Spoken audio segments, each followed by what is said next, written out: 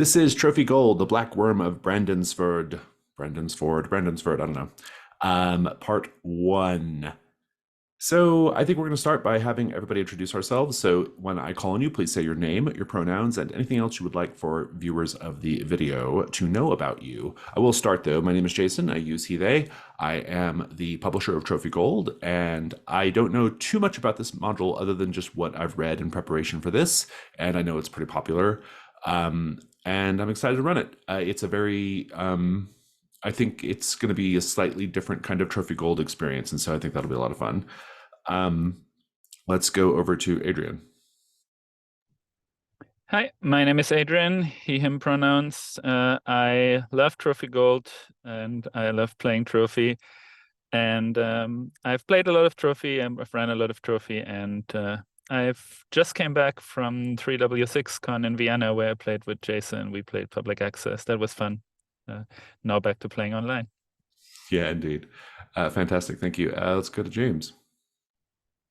Hi, I'm James. I'm he, him, and I'm sort of also a long-time fan and player and runner of Trophy.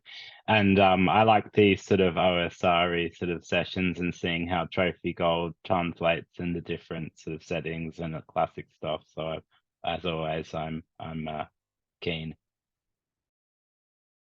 Fantastic. Thank you. And finally, let's go to Kevin. Hi, I'm Kevin Macue, he, him pronouns. I play and run Trophy, and I'm even running Trophy Gold in the Eberron setting. I've just begun sort of the process of dipping my toe into like looking at OSR modules to hack into Trophy, because I know that's a very fun thing to do.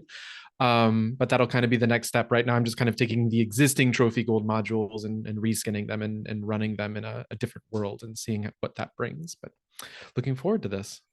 Speaking of Eberron, I think I'm running Brindlewood Bay for Keith Baker pretty soon, which I think should be pretty exciting.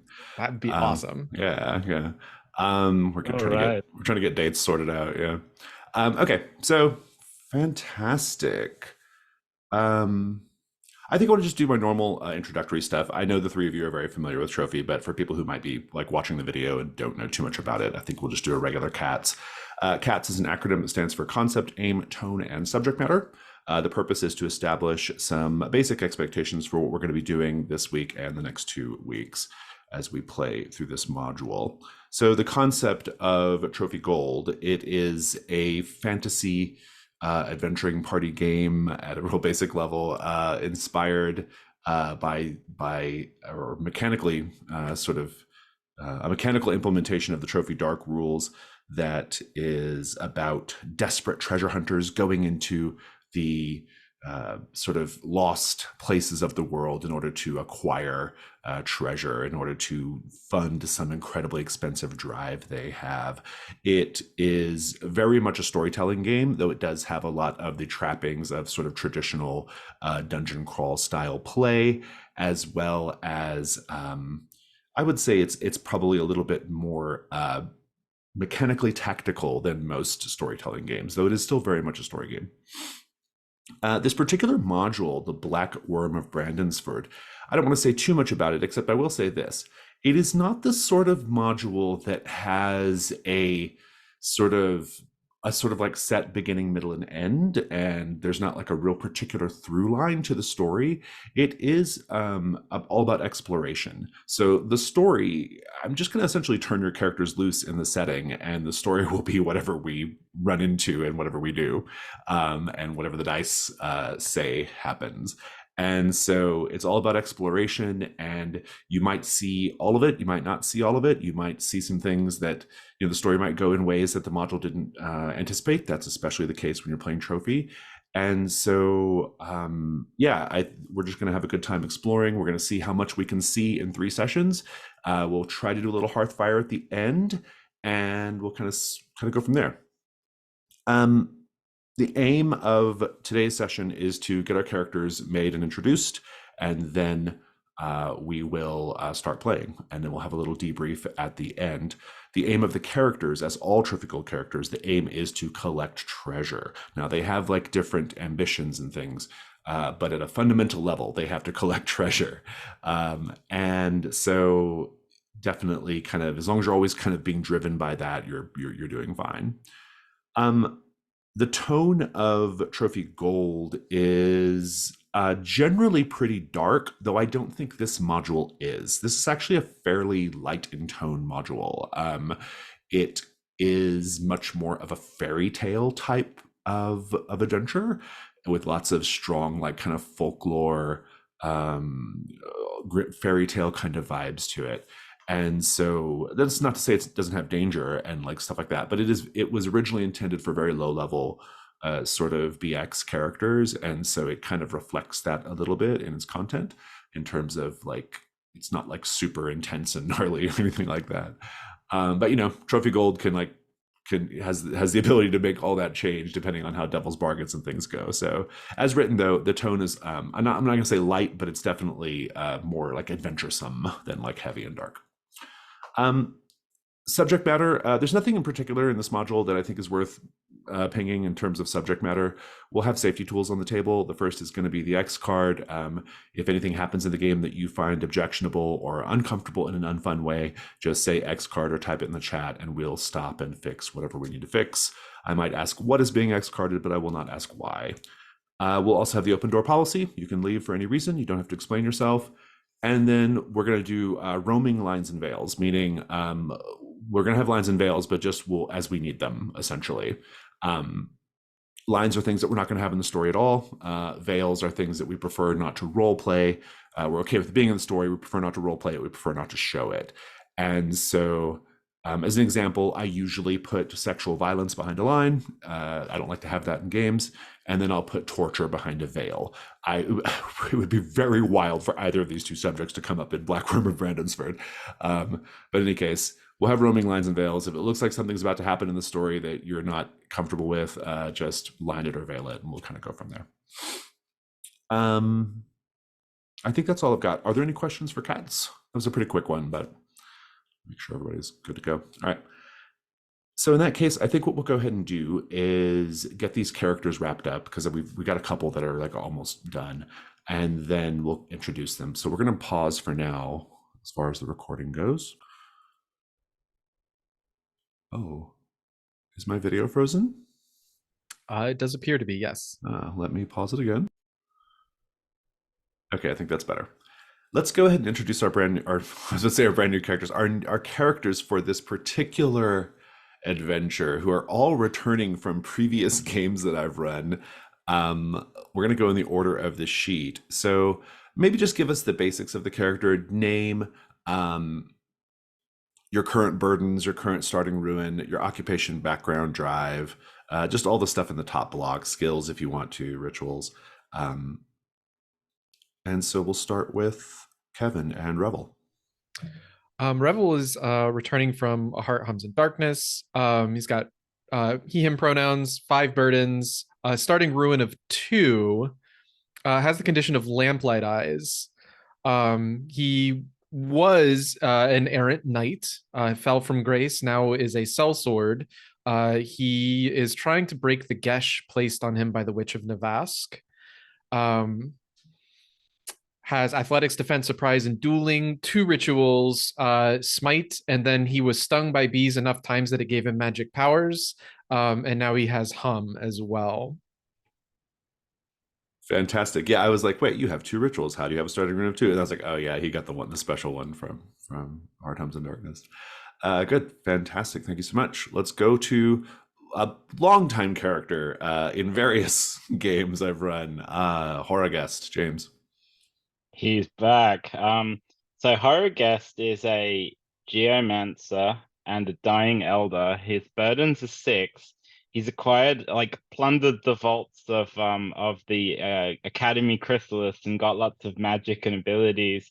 His hair is kind of glass-like. He's got his face is turning to amber. Things are not so good for him at the moment, but he's still looking to discover the cure for Garalem's curse. His starting ruin is 3, and his skills are construction, paths, patterns, and sacrifice. And he has a whole load of rituals that are sort of freebies from different things, like Brimstone and Unfall, which is grow scorching hots to touch and unfall temporarily reverse gravity in a small area. He's got a weird one that he earned called Glass, which means he can become translucent and nearly invisible, and one called Rest, where he can like apply the properties of one enchantment to another. So he's kind of just got weirder and more confused as time's gone on, and was last seen being eaten by a town. Indeed, indeed. And yet here we are. Adrian, tell us about Triss the Quick-Footed. Triss the Quick-Footed, also a returning character. I think the last time we saw him, he was somewhere on a space castle or something like this, after having had something like a marriage or an affair with Lady Holston that turned out to be a blood demon, or something like this. So lots of things that already happened to Triss the Quick-Footed. Triss the Quick-Footed used to be a dancer and a degenerate libertine, and his drive, him pronounced, is still to establish an inn at the Valenti Crossroads. I think he has already established at least one inn, but there's never enough inns, so still looking for that. He has lots of training apart from the things that he already knows how to do well, like acrobatics and distraction, evasion, carousing. Also brewing and music among his talents now. And he has a couple of rituals that he acquired over the course of his adventures. Apart from Obscure, there's also Bind, Hospitality, Immolate, and Sleep, which gives him a lot of burdens of 8. Let's hope he meets them. Indeed. I notice you do have a couple of treasures to cash in worst case scenario, but yeah, Horrorgest's burden load is not super light either, but Horrorgest also has at least one treasure that can be cashed in, probably for a fair amount of money too, if I'm being honest. Fantastic. Okay, so we've met our characters. I'm going to go ahead and just kind of introduce the adventure in a basic way, and then we'll take a quick break, and then we'll come back and start playing. So let's open up the Black Wyrm of Brandonsford. Okay, let's see here.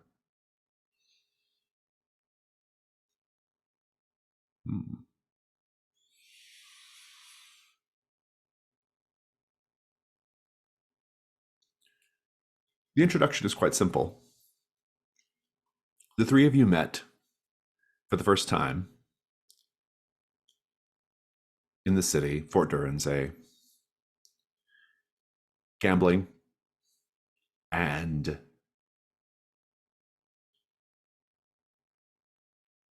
after a night of this gambling, which turned into quite high stakes gambling, in fact, one of you managed to win a map that is supposed to be a genuine pirate's treasure map. And you chose, after meeting and having this sort of like camaraderie experience together, you chose to go ahead and adventure together for a little bit to pursue this pirate's treasure. Now, the person you won it from, whose name is not important right now, one gets the impression that maybe they weren't being completely honest about the actual contents of the map and what you might find. Nevertheless, someone took the time to create a map and to mark an X on it where something can be found. And so you're heading out, and you have ended up in the first little town that is marked on the map. And this town is called Brandonsford. And your first set goal in this game of Trophy Gold is to learn the recent history of Brandonsford. And we are going to begin our tale in the Clumsy Fox Tavern. Like so many fantasy adventure games begin, we're going to be in a tavern. And I'd like to know, as a little paint the scene question when we get back from the break, what sort of strange customs or traditions are observed by the people of Brandonsford in the Clumsy Fox Tavern? So think about that for a little bit. We'll take a quick 3-minute break, grab some water, and come back and we'll start playing.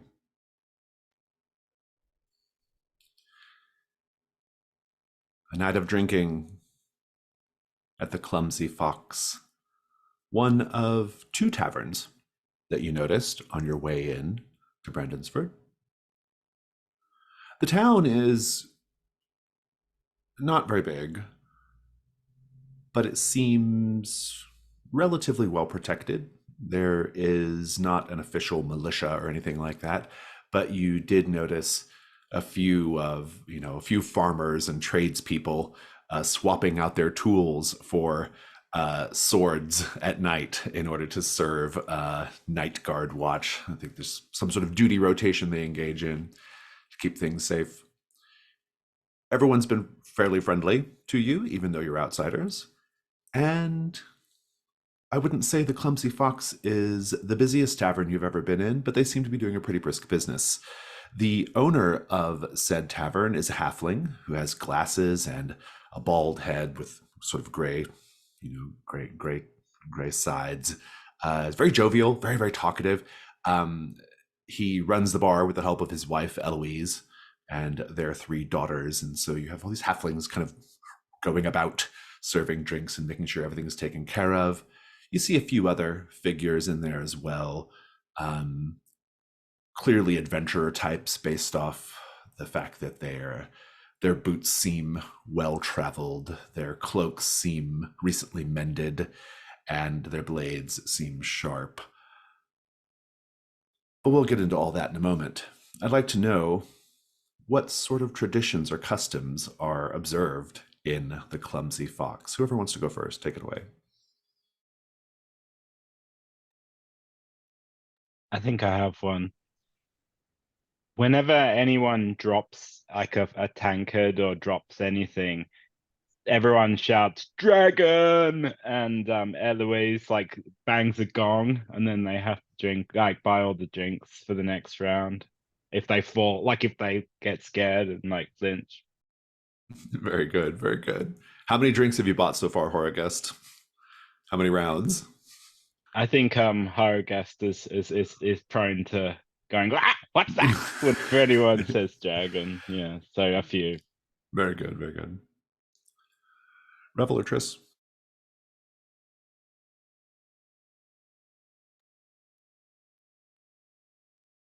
I think there is a dagger stuck to the wall somewhere in the wood, and it's a nice dagger. And basically, if you only have really arrived here if you have taken this dagger and killed something with it and brought it back. I think they are convinced that the Clumsy Fox is haunted, but in order to keep the ghosts appeased, they leave out little small jars of glowworms. They put them out on the tables in the darkest hours, so the ghosts, when nobody is there at the tavern, can still see and walk around at night and not break anything. I love it. Yeah, so there's all this activity. I'll point out a few more people that you see as well. There are 2 individuals sort of sitting next to each other. One is a woman with with a head full of red curly hair, and she is armed with a sword and dagger and chainmail. She must be some warrior type. And then also she's sitting with someone who couldn't look more different. Very rail thin, a preposterously large nose that seems to take up most of his face, and very short hair, and wearing sort of blue robes, pointy hat with stars. Very much, he doesn't look like he's very hardy in hail. He's an academic sort, we'll say. And there are 2 other individuals kind of sitting at their own tables who look a little shiftier, we'll say. Greasy hair, rotten teeth, kind of filthy, minding their drinks in a really looking somewhat furtive and mistrustful of everybody around. But the owner Bentley. He serves everyone equally and happily. And he comes up to your table and, he sort of, comes up to your table to refresh your drinks and says, "How is everything this evening, gentlemen? Are you enjoying your ale and your refreshments here at the Clumsy Fox?" Don't everyone speak up all at once. It's a fine establishment. Yes, thank you. It is. We could do with some music, though. Yes, of course. That's a splendid idea. Let's see, music. Well, Do you want me to play something? Did I freeze up again? I froze up again, didn't I? Yes. Oh, I keep freezing up. Well, as long as my audio's fine. He says, "Well, of course, that what a terrific gesture and offer. I would love that very, very much. Is this something you're going to do as a sort of free service for your I mean, I'm sure for there will the be a round betterment of your drinks, fellow man, or But apart from that, sure, we are mostly here for information and just enjoying this beautiful little place. But if you're not from Brandonsford, I'm sure, like all people who are new to our town, you want to know the history of Brandonsford. And I, of course, would be happy to tell you. Well, after it all a little started song, hundreds of years ago. The tale of Sir Brandon, who is the namesake of the town, Brandonsford. But I'm getting ahead of myself. There was a dragon who terrorized a village, and a young warrior called, he points to you, Revel. He was called Brandon, exactly. Yes. Brandon gathered a company of brave heroes, and together they ventured into the wilds to slay the beast. There, Brandon received a magical sword from a beautiful fairy, which he used to kill the dragon. Brandon and his men were knighted for their deeds, and in time the village became known as, points to Horrorgest. Oh, yes. Brandonsford, exactly. Oh, yes. Precisely right. right. I knew that one. An exciting tale, though certainly, well, a tale that is maybe not the sort of thing that locals like to talk about or hear about just as of late. And at this point, someone hits the gong, or you hear dragon, that happens again. And he says, dragons. Enjoy the rest of your stay. If there's anything you need, please let us know. And he goes off. And yes, I would love it if you would play music. That would be wonderful. Fantastic. Maybe nothing about dragons if you sing a song. And then it goes on. What are you doing right now, Revel? Once the sort of group breaks up a little bit, I think I'd like to head over to that the other armed individual, the woman with the red curly hair. Mm-hmm. Yeah. Just kind of, sit down and why beat around the bush? Seems like this place has a dragon problem. I'll go ahead and ask. She says, yes, everyone's particularly jumpy about mention of dragons, aren't they? My name is Lady Hilda. Oh, milady. Well, it's just an affectation more than anything. I don't bear any titles or have control of any lands. I am, however, a sword for hire, if you and your companions are looking for that sort of help. I was about to make the same offer to you and your charming companion here. That person, once they realize you're talking about him, just completely spills his drink all over the place. He's like, I'm awfully sorry. Did you mean? Oh, yes. My name is Malzazarik the Magnificent. And he holds his hands up. right, Mal's Mal. We'll just call you Mal. Does that work? Lady Hilda says, I think it's best that we don't feed into his ego right now, and Mal will suit him just fine. His name is Right. not really Malzazarek. Got it. All right.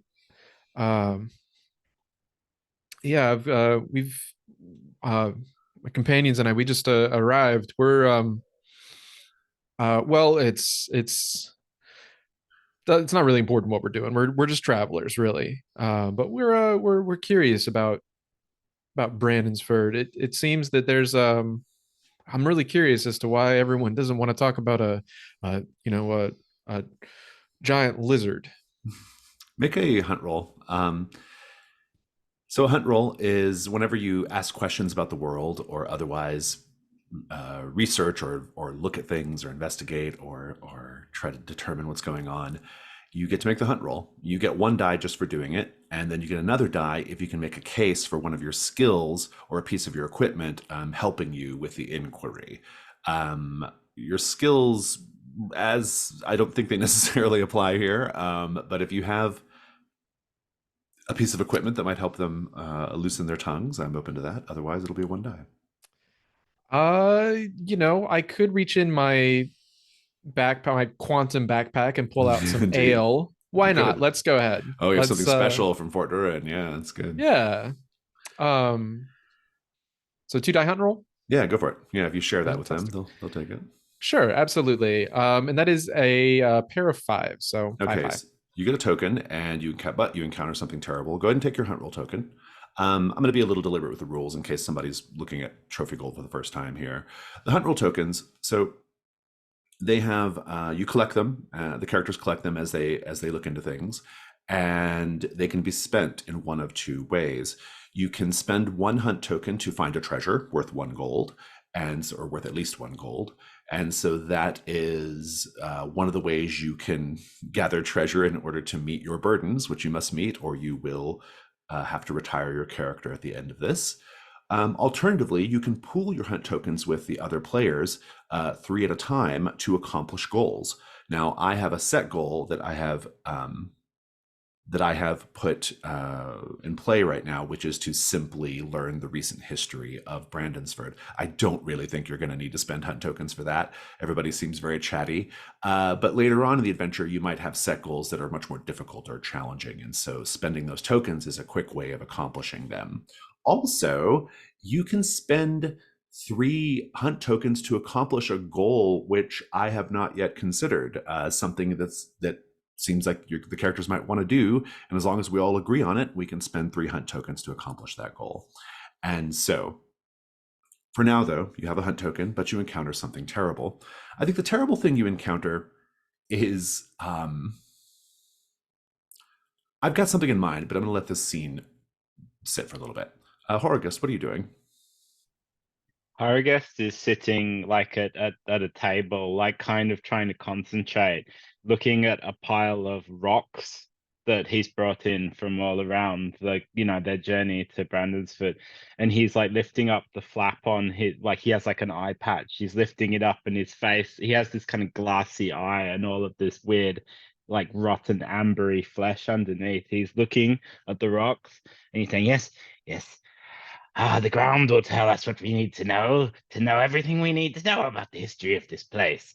And then he picks up 2 of the rocks and turns to Malzazarik and says, tell me, wizard, which of these rocks is most eloquent?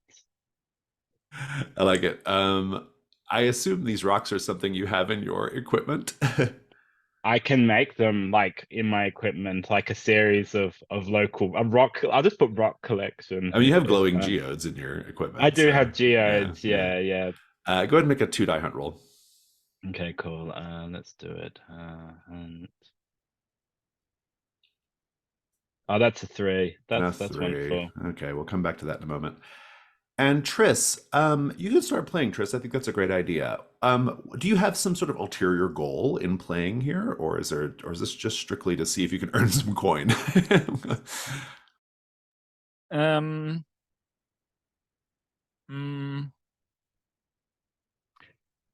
I think I'm gonna make up my own version of like the ballad of Brandonsford, and I hope that people will kind of like correct me with like their versions, or like where I'm, just like a kind of generic ballad about a dragon. And Oh, then very I hope good. that I Yeah, can get yeah. people to kind of fill in some details. Like I'm kind of like, saying something and I'm kind of stopping and waiting for the audience to fill in something. Very Like good. this. Yeah, very good. I like that. That's very good. You have a skill in music, so you definitely get 2 dice here. Go ahead and make a 2 die hunt roll.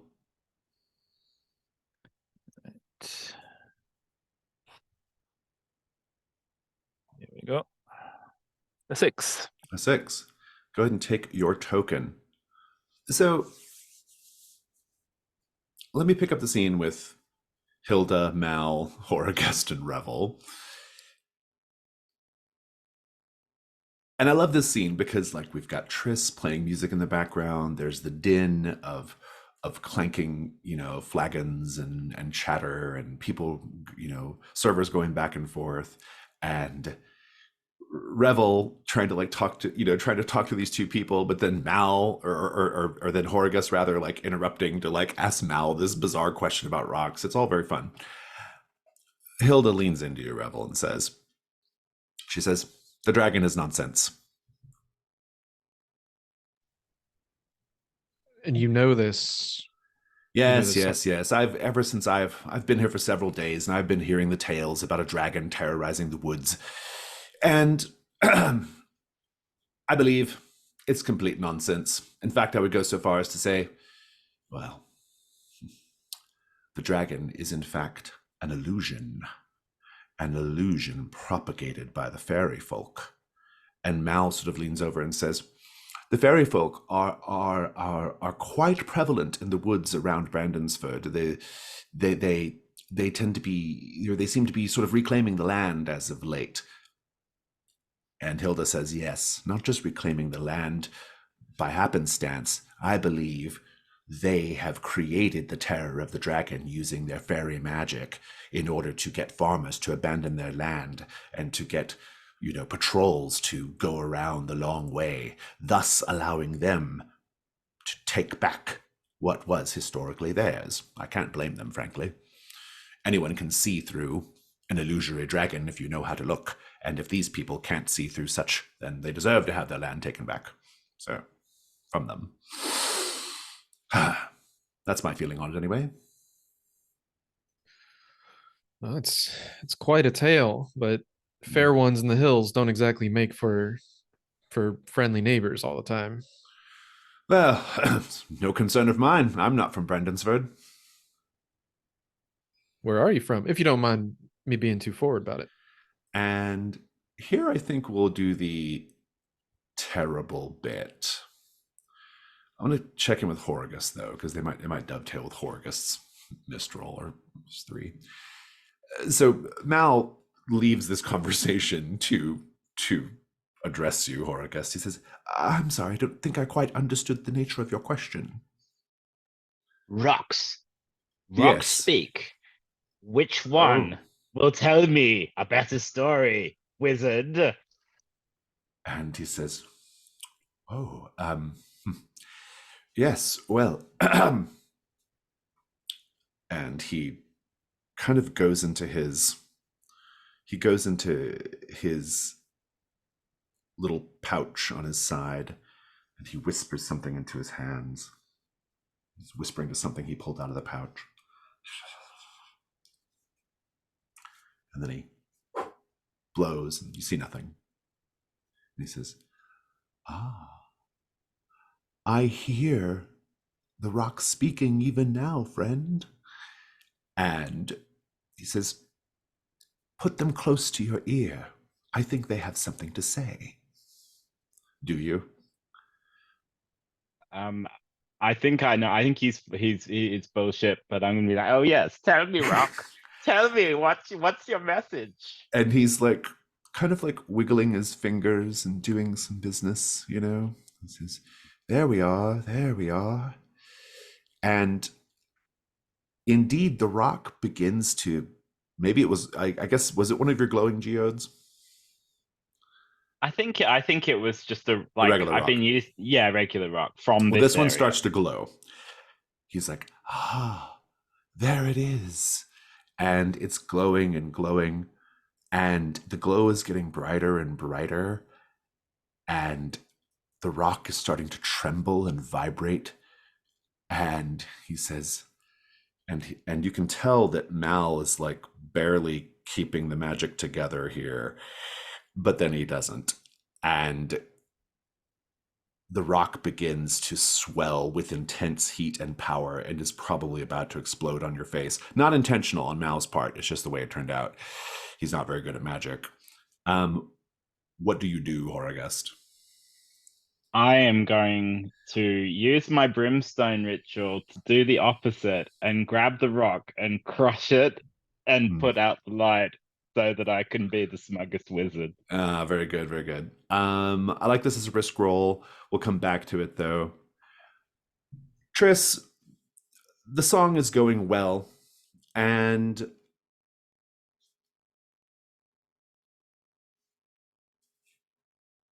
you're singing about dragons.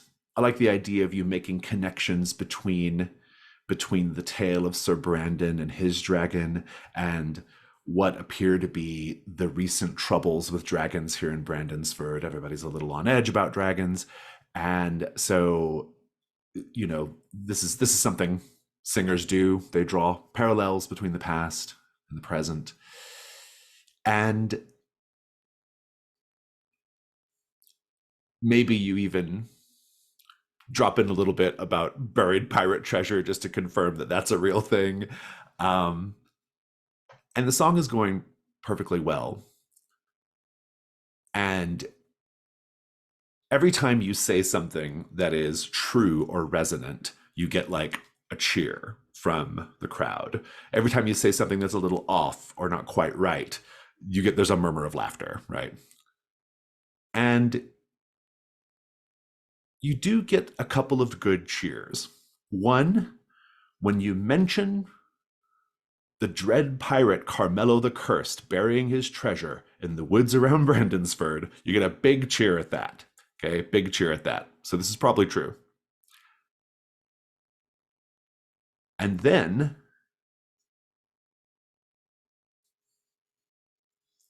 just because it's wise to do such things, you drop in a verse about a witch, because there are witches in woods. And there's like a murmur of awe and appreciation. There's a cheer, but it's more of a like, it's not like a celebratory cheer. It's more like, oh, you're very wise and very insightful. So we're probably looking at a witch situation as well.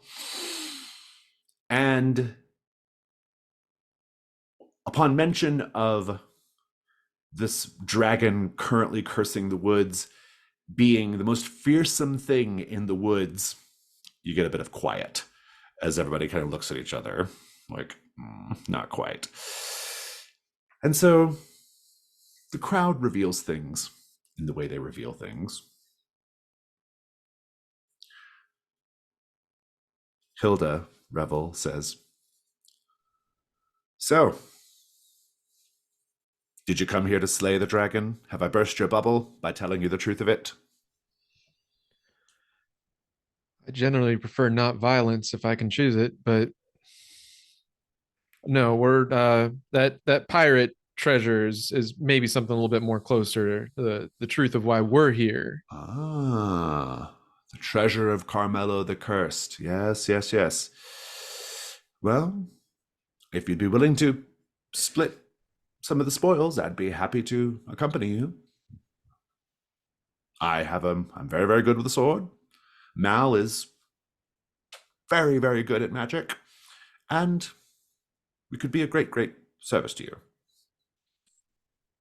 It's a nice offer. It really is. And honestly, if we had the coin to spare or the need for it, I'd love to have you along. But maybe the others, Triss might be more interested.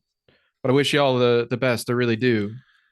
And here we're interrupted by dueling magic. Let's do the risk roll. We'll keep it fairly simple. Adrian, what could go wrong here if Horrorgust fails?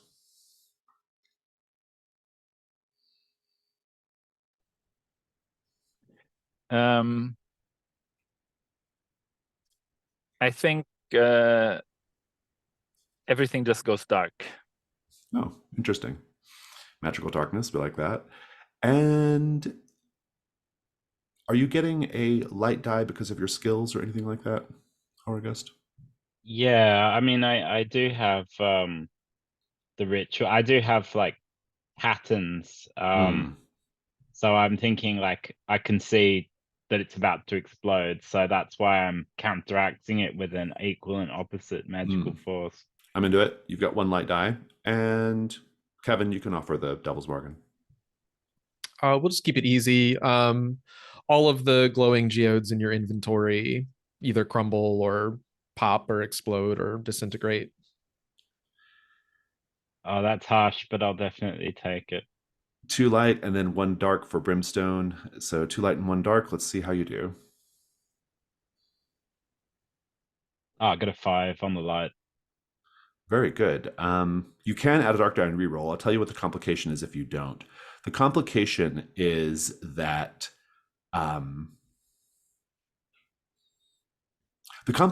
you're going to be dragged. You personally, Horrorgust, are going to be dragged into a bit of incredibly local drama at the Clumsy Fox. If you don't want that, you have to add dark die. I love incredibly local drama. Very good. Sign me up. Incredibly specific, hyper specific drama. Do go ahead and describe how you safely counter the Mal's failed spell. So I mean, Horrorgust, one of his arms, his right arm, where it comes out of the sleeve, is in it's kind of like wooden looking. Like it looks like flesh, but it's actually like a kind of mannequin hand. And with that hand, he grabs it and just looks straight into Mal's eye with his one good eye, and just there's this glowing between his fingers, and it just like turns into a coal. And he says, "What's that piece of coal? Oh, you think the wizard should practice more?" And he says, oh, yes, no, that's quite rude. No, I won't tell him that.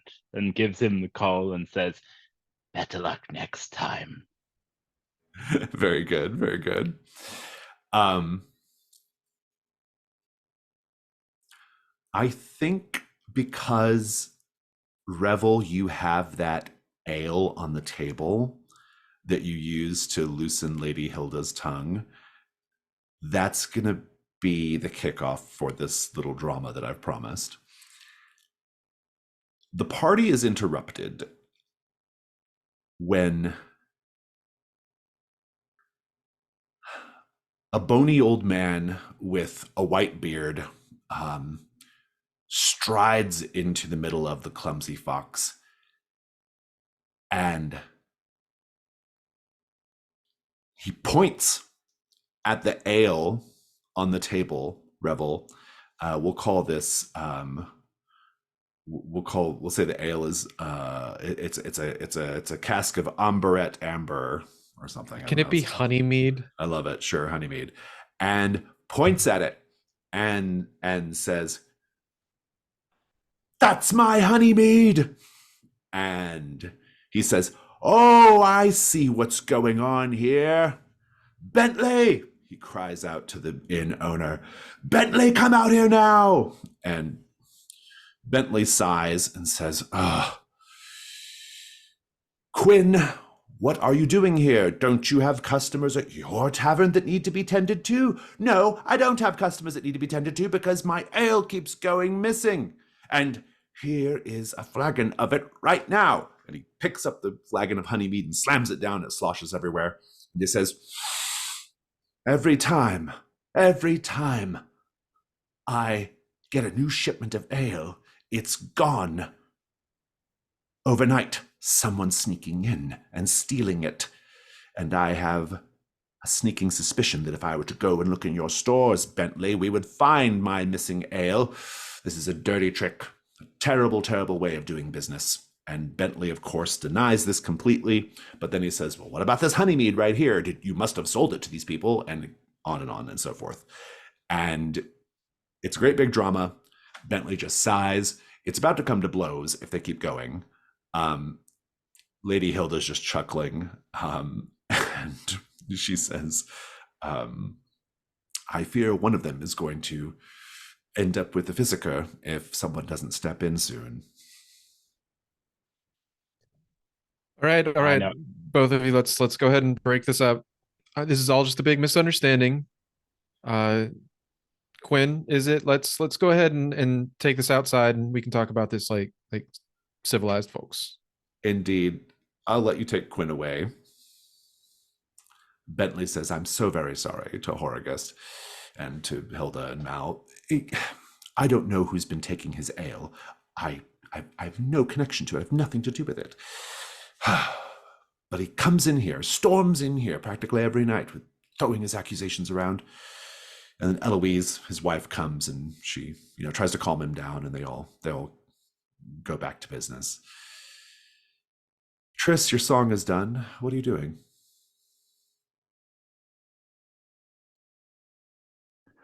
I think going over to some of the people who cheered when there was talk of private treasure, and kind of sitting down, like, starting to talk with them about it. There's a man, one of these men who's sort of like by himself. He's got very greasy hair, rotten teeth. As you sit down, he says, that was some very fine playing, friend. Fine singing, too. Passable, at least. I do my best. There was not enough space to dance, but at least I could play. You'll notice that this man has, on a chain around his neck, a little jar with a live wasp bouncing around inside of it. He says, my name's Ned. Drop Dead Ned, they call me. Triss. Sounds like a bard's name, Triss. Well, that's one of the things I do. He kind of leans forward and he says, you've got very nice teeth, Triss. Oh, yes. Must have, there was there's something with a blazing light and some magical, I don't know. But in any case, yeah, my teeth. I reckon the ladies love that. Or the fellas. Yes. No judgment here. Oh, all of them. I see you have a really interesting. I couldn't say anything about your teeth, but this thing you're wearing around your neck, it's quite peculiar. He's like, oh, this is just my little pal. And he sort of like gently fondles the glass jar. He says, I find that in my line of work, this little fella's venom comes in quite handy. And he's very well trained, too. That's what it appears to be. We're just here for some excitement, Where would we find such a thing in Brandonsford? Well, seems like everyone in this town needs something. So if by excitement you mean a job, that's easily enough come by. If you're talking about something of a more lurid or illegal nature, well, that you might have to go digging around for. You might have to... With you? Kind of like leans back and says, I'm trying to turn over a new leaf. But that said, and he kind of like raises an eyebrow conspiratorially. He says, I wouldn't mind getting my hands on the treasure those dwarf brothers found. Who wouldn't? Dresses. Let's cut back over to Revel. So Revel, this old man, Quinn, apparently his name is, he says, I just get so angry. I can barely keep customers. I've got nothing to serve them. Here they all are, the clumsy fox. More like thieving fox, yells into the doorway. Sometimes I want to just burn the place down.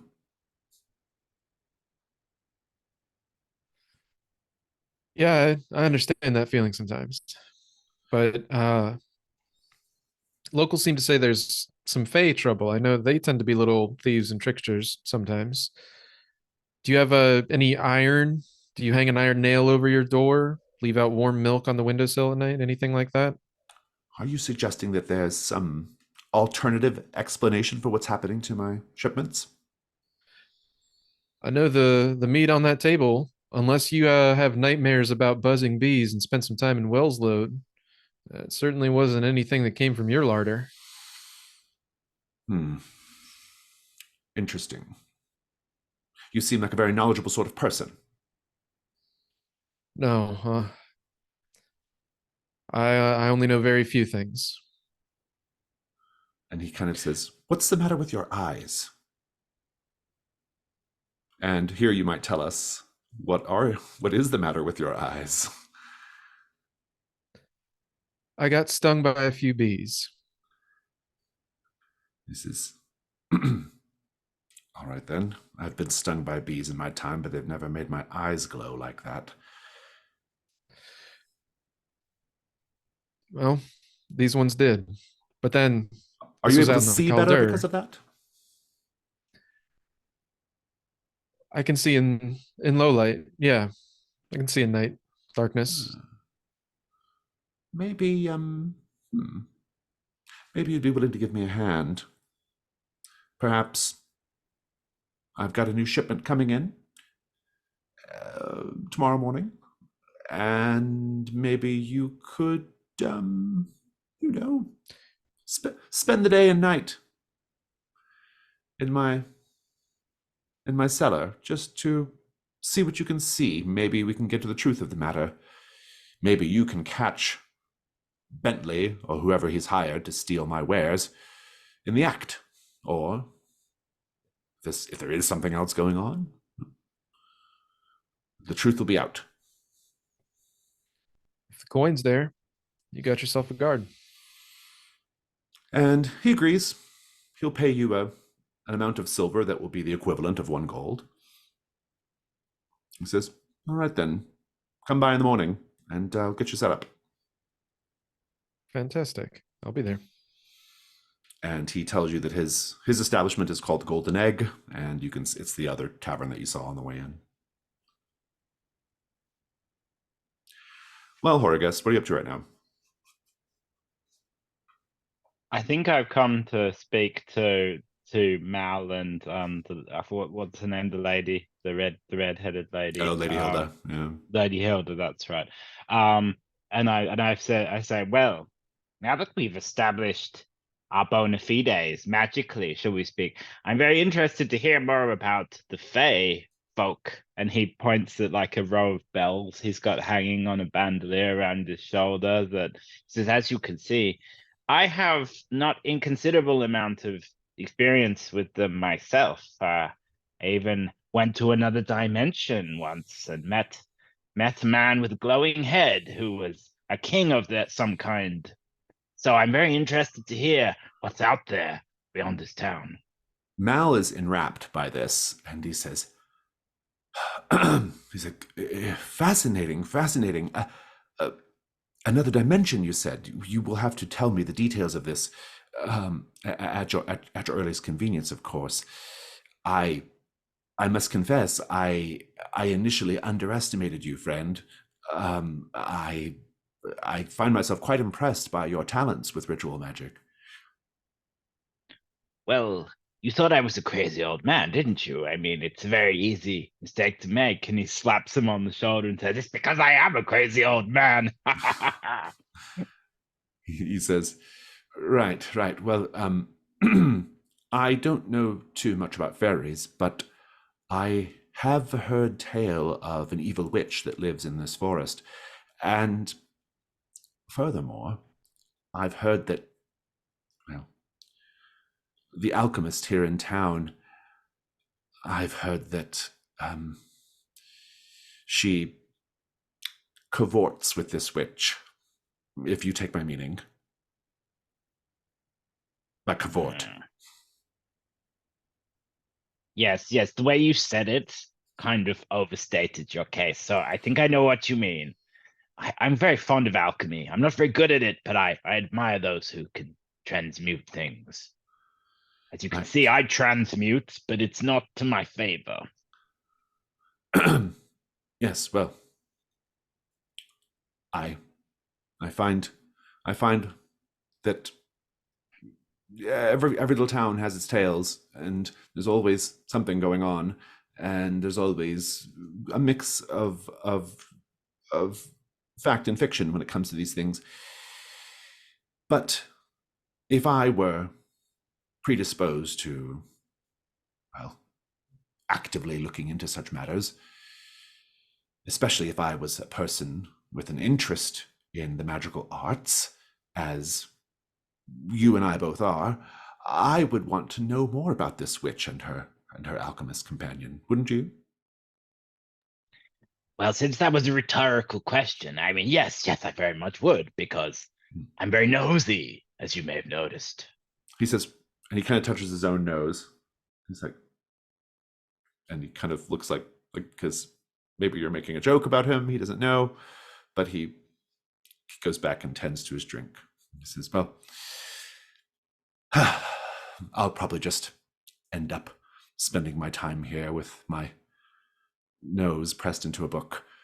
And he goes back to sipping his drink, and everything kind of settles down. Triss, what are you up to right now with Drop Dead Ned?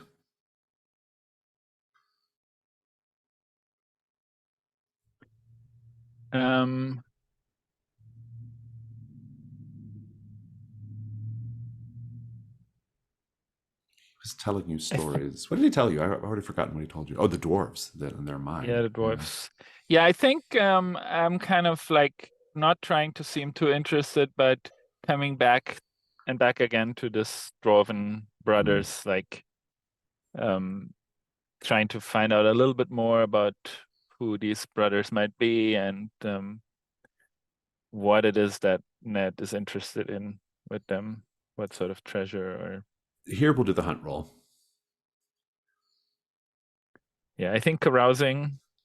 I mean, I'll definitely get some, get him some drinks. Yeah, go ahead and take it with 2 dice. 2. Ah. He reveals more information, which may or may not be true, that these dwarf brothers actually haven't been heard from in some time, which is why, well, if they've gone missing, or maybe they've relinquished their claim to this mine, maybe they've given up, maybe they're dead and don't need the treasure anymore. Who knows? But in any case, he's kind of going on, and you fail to notice that he has very carefully, surreptitiously allowed his little wasp friend to leave the jar. And you only realize it after you feel a sharp bite in the side of your neck, a sting. And then you see the glass jar empty. And he gives you a rotten tooth smile and says, "Friend, are you quite all right? You look a little pale. You look like you need to lay down. You can lay down right here at the table. I'm sure the halflings won't mind." And you find yourself, you're quite paralysis is coming over you. You are about to just slump down in your chair, and he's probably going to rob you. Who knows? But in any case, I will give you a chance to resist this. James, what could go wrong here? I think that it's like quite a long-lasting paralysis. So even as parts of the paralysis reverse, others remain. It's pretty bad. Do you have a skill that will help you, or a piece of equipment that will help Could you? I try the bind ritual? I don't know. Hold the creature in place for as long as you stay motionless. So as long as I'm So you're both just sitting there. dipping, yes, that he can't move. I mean, you can certainly do that. I don't know if you have, but but in terms of your first light die, unless you have a particular item that can help you, I don't think it's going to work. Let's see. You're going to get it. If you're using the rope in your ritual somehow, possibly. But let's see. Well, I think maybe the chalk, because I don't think there's like any big chance for any ritual. So maybe the only thing I can like for any big ritual gestures. So maybe like the only thing I could do is like kind of do like a little sign with chalk on the table. Oh, I like it. Yeah, you have time just to scratch something out really quickly. Yeah, I like that. You Just can have your scratch first light something. die. Yeah, you can have your first light die. Kevin, what do you have a devil's bargain to offer? Oh, gosh. No matter what, a little bit of the paralysis will still linger. A little numbness, maybe.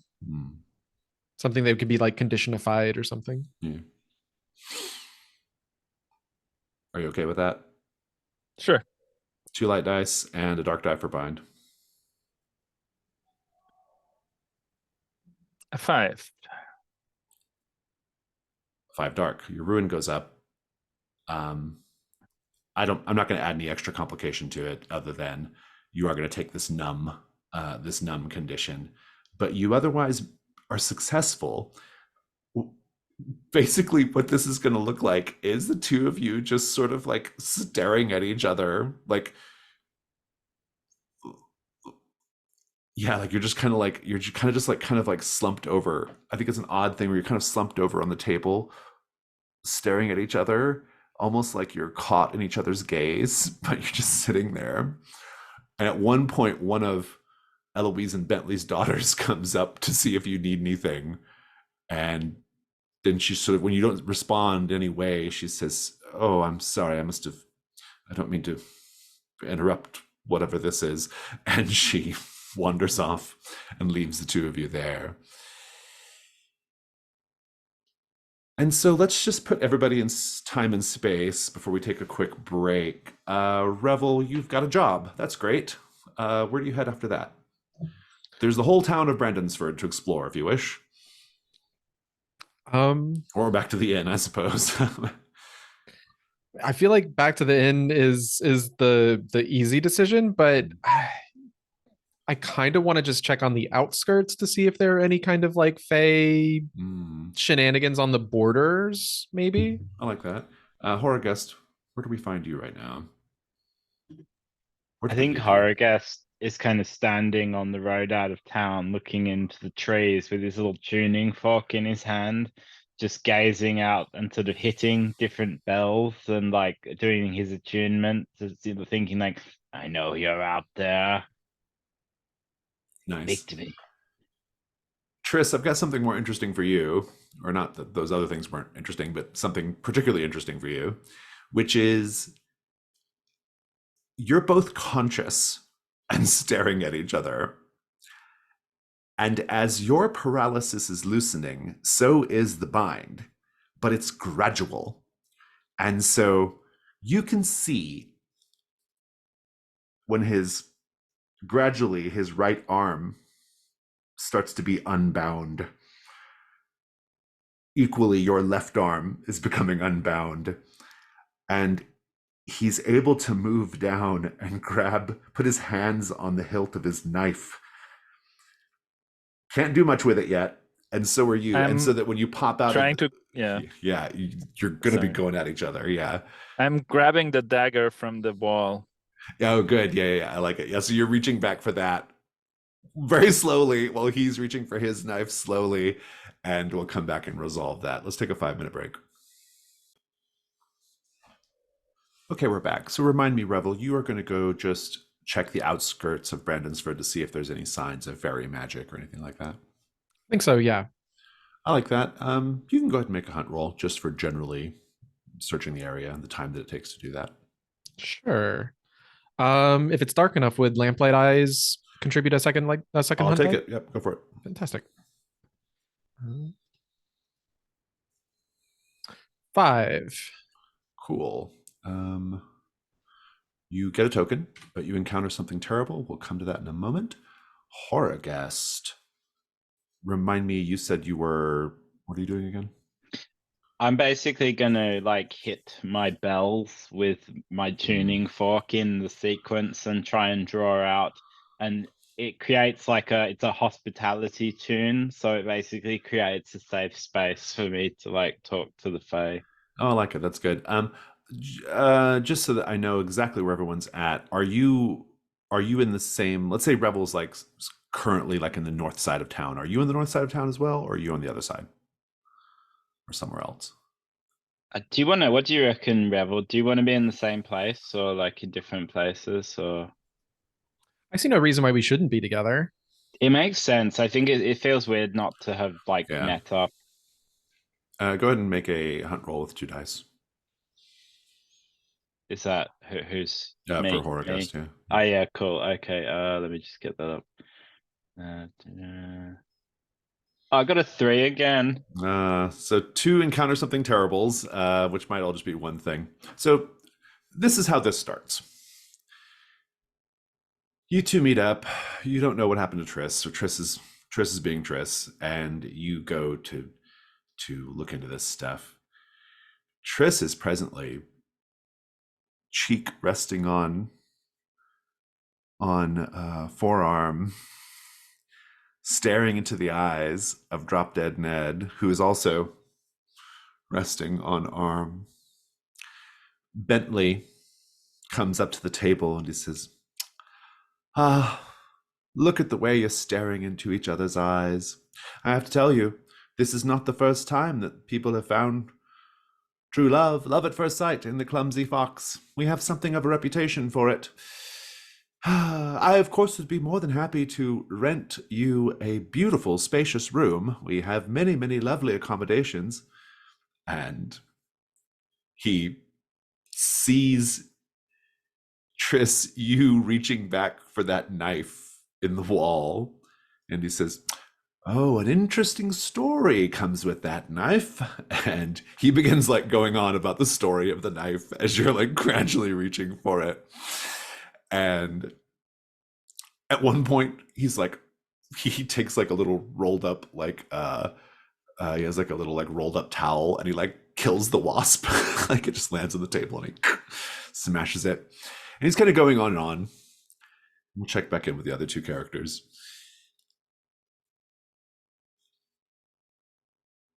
So this might be a good time to roll on the random encounters table. Do any of you have a D12 handy? That would be really helpful for me. If not, I can certainly produce one. Or go get one. I got it. Roll a D12 for me. 2. 2. Good. You're doing your thing, looking around. Horrorghast, you're, ringing your bells, trying to attract the attention of the Fae folk. All this is happening. And you start to hear drunken revelry approaching from the tree line. And they're singing a song, these revelers. Singing a song about good King Hogboon,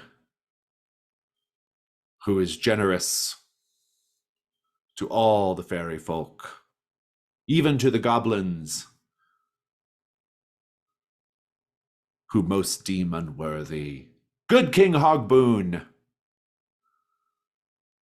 who extends a friendly hand to the low and to the great, so on and so forth. And these revelers appear. They are goblinoid in nature, we'll say. They have sort of mismatched animal features in their bodies, like pig nose and goat hoof and like scales, some have fur. There's 4 of them in total. They're a little shorter than you, and they sort of stumble out, and they hear the silver chimes, and they say, "What's that?" Beautiful music coming from over there. Perhaps someone wants to join our revelry. And they stumble over. I hope it's a beautiful pixie. No, it's a dryad. I recognize the sounds of the dryads from anywhere. And they go on and on. And then when they get there and they see that it's just a couple of men, they are none too pleased. Indeed, they are on guard. They pull out their weapons and they are kind of psyching themselves up for a battle, right? They're speaking in Goblinish. You don't know what they're saying. Revel, what do you do?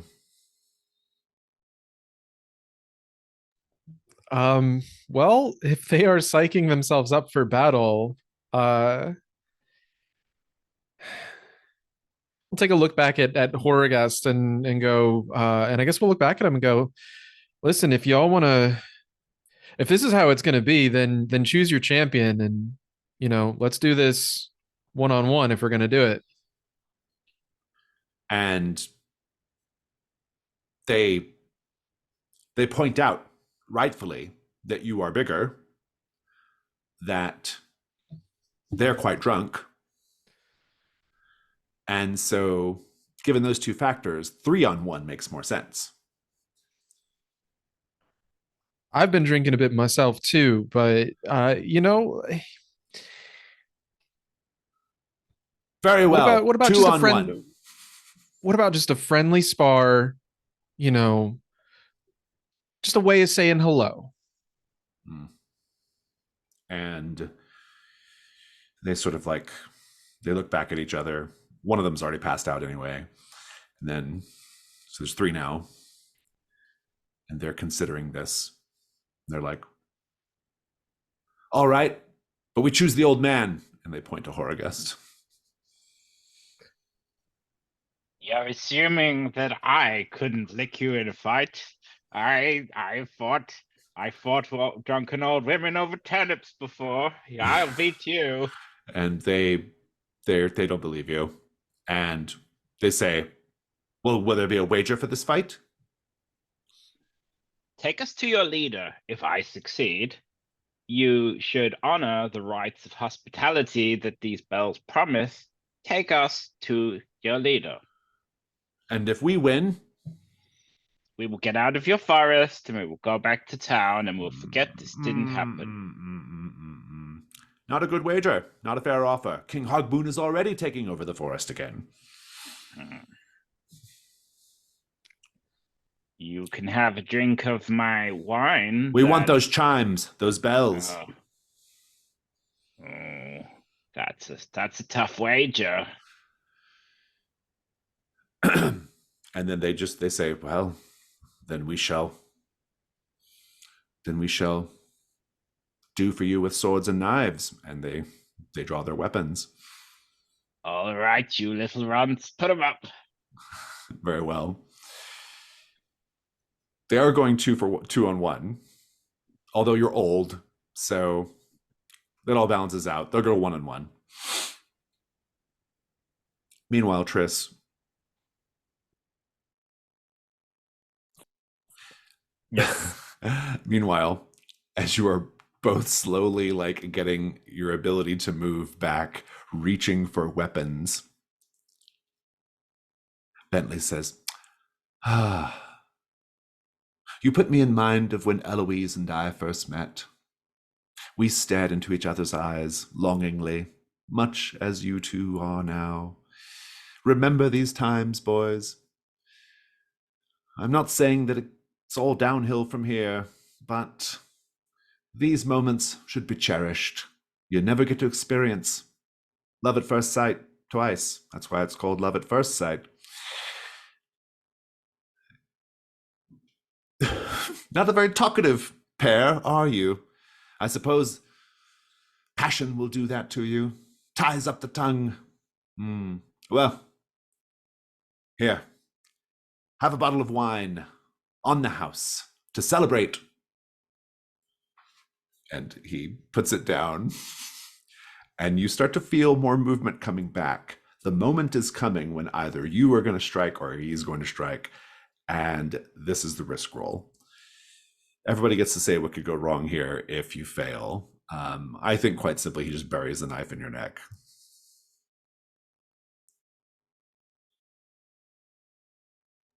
Any other thoughts? I think you bury the knife in each other at the same time, and then the authorities come and find you like that. Someone writes a tragic song about your love. a tale of two star-crossed lovers. Any other thoughts, Kevin? The only other thing I could think of is the wasp isn't the only poison implement in Ned's arsenal. Very interesting. All interesting ideas. I'll let you have a light die for the knife that you're reaching for, since we've kind of given it prominence in the story. And we can all offer devil's bargains too. My devil's bargain is, no matter what, Drop Dead Ned gives Bentley payback for killing his wasp. That's my offer. No matter what, there's something about the story of this dagger that Bentley didn't get around to telling you, that there's suddenly like a really outrageous expectation placed on you by the community. That one is great. I can't beat Yeah, either of that those. was. I would second that if I hadn't already said mine. I love it. You got 2 light dice. I think dark die is automatic here because of the nature of what's happening. Go ahead and roll. 5 light. 5 light. Very good. I think the complication is that. I think the complication is you're not going to be able to leave the premises quickly. You're gonna have to deal with the fact that you just stabbed a guy to death in the middle of the bar. And so if you're okay with that, go ahead and we'll let it ride. Please narrate how you dispatch Drop Dead Ned, the ironically named Drop Dead Ned. I think it's basically, so I grabbed the dagger from the wall, and the only thing I can do is put it in his hand to stop his hand. And then I think I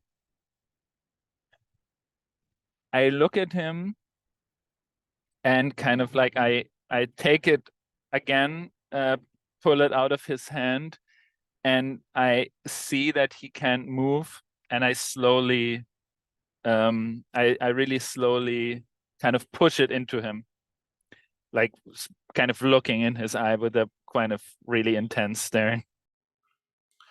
Bentley had he had a tray of heart-shaped tarts he was about to set down on the table in honor of your love, and he drops them when he sees you sink the blade into Drop Dead Ned, and he says, and he says, "Now just hold on there, friend. I don't know what's happening here. But you can't just go killing people. Not much. He was just trying to poison me, and I don't think you want this in your establishment, do you? And he kind of says, "This is very, very." You also killed his wasp. He says, "Oh." He looks at the splattered bug, and he's like, He would have poisoned you next. someone like. So I just, now you have one problem less. He says, "I can't, I can't have a body bleeding out in the middle of my establishment like this. I'll never hear the end of it from Gwyn." What do you? I'll take care of it. He says, say. "What are you going to do?" Don't worry, I will take care of it. He says, "All right," and he kind of turns and says, "Sorry, just dropped a tray of tarts. Everyone go back to what you were doing. There's definitely nothing to see right over here in this corner of the restaurant." And he kind of just stands there trying to like block the view, but of course it's a halfling, so he can't block anything. And I think I'm gonna take the rope and the grappling hook and kind of just hook the body and just pull it, make a big show of pulling it out of the. Very good. Let's talk about this dagger, because this was the devil's bargain. So Adrian, remind us what the tradition was with the dagger. I think if you pick it up, you have to kill something with it, and then you become really part of this community. Very interesting. Very interesting indeed. I've got an idea for this. You can. I don't need any further rolls. You can do whatever you want to do with the body. Let's cut back over to Horagust and Revel. Horagust, this is going to be just a friendly bout of pugilism between you and said goblin, and the stakes are set. And basically, first person off their feet loses. That's the thing. It's ostensibly not a life and death encounter, so I'm not even going to have you add a dark die on your risk roll. But I do want to know from Kevin, what could go wrong here if Horagust fails? The easy one is he has been drinking a bit. He's off his feet. Maybe the ground's wet. He slips and falls first. Very good. Do you have a skill that will help you, Horagust? I was thinking I might kind of use my construction skill to look at where the roots are on the floors of the forest. I can and I'm basically gonna try and get the goblin to trip over a root. Try to guide him over there. Yeah, that's pretty good. I like that. My backup plan's to cheat and make him float up in the air so he's off his feet. But I'm gonna try and win fair and square first. I'm gonna offer the devil's bargain. The devil's bargain is the other three goblins. This is a bit of a feint. They're going to basically gang up on Revel while you're distracted with the other one. If you're okay with that, you get a second light die. Yeah, I'm totally doing that. Very good. 2 light dice for now. Let's see how it goes. Thanks. All right, so that's a risk 2. Yeah. A 4. A 4. You're going to win, but as a complication, I'm going to say you will not be able to help Revel while he's being jumped by the other 3 goblins. That's kind of on brand, so I'm going to stick with that. The Horagust will be so preoccupied with being egotistical that he wouldn't even notice that was happening. Throwing Revel under the bus, under the carriage, so to speak. Give us the first part of the fight. How's it going? I think Horagust is capering because he's kind of this scrawny old man, and he's made this big show of pulling his sleeves up and his ropey little, he's got his little wooden ropey arm and his flesh arm, and he's doing all this stuff, and then he just basically is trying to all it is like a bunch of performance to get the goblin to trip over this root, and then he's like, "Ha! Off his feet! I win! Truly, very I am good. the greatest." And yes, that's all happening for a little bit. You've moved away though. Like you've kind of guided the fight a little bit away from the group. Revel, you're going straight to combat with the other three goblins. They draw their weapons and they rush you. They have a combination, like two of them have, like one has a dagger, one has a club, and one has a little short sword. And they are rushing in. They are a combined 8 endurance, so you have to go at least one round with them before you even have a chance at defeating them. Tell me how you're vulnerable. Numbers. Yeah, that sounds good. Roll your weak point. See what your weak point is. Weak point is 4. Weak point is 4. Looking for an endurance 8. Go ahead and roll 1 combat. Be a 6. Okay, it's a good start, but not enough. Give me the first round of the combat. How does it go? Revel sees this coming a mile away. They're drunk. They're not exactly hiding it. And so he manages to get himself back into a place that's a little bit more easily defensible. And he just kind of holds up his hands and goes, "You guys really don't want to do this. I promise you. We could all just be friends here." And then they, come at him. And I think Revel just like grabs one and just kind of like throws it over, kicks another one aside, just kind of trying to keep it trying to keep it non-lethal to start. Yeah, it's good. Okay, very good. We'll go ahead and do the second round. Go ahead and roll combat, or roll 2 dice. 1 and a 2 for a total of 3. 3. Not enough, but you don't take a hit either. Keep it going. Yeah, it's scrabbly, it's kind of ugly. Revel doesn't really have much of that errant knight in him left, so it's all very pugilistic, punt gutches. I think one of the goblins just like flying drop kicks Revel in the chest, and he kind of like smacks back up against the tree, and he's like, "All right, this is how it's gonna be." Horrorguest, for a brief moment, you can hear the fight going on between Revel and the other goblins and could react, and yet you don't. Why? I've got to show this little guy who's boss, and then they'll take me to their leader. So Triss, you've got Drop Dead Ned's body in a corner of the bar, in a dark corner. Eloise and the girls bring like a floor screen to like cover that part of the corner of the bar. They don't want anyone to see this. What do you do now that you have this private space with Drop Dead Ned? I'm gonna make a ritual obscure. Okay, very good. I don't need a roll there. Just describe what it looks like. I think with the same piece of chalk that I used before, I think I'm gonna kind of just like casually paint a circle around the body. And when I close the circle, it just disappears. Nice. Like from view. You can take a gold 7 roll for defeating him if you want to also plunder the body. Sure. See if he's got anything.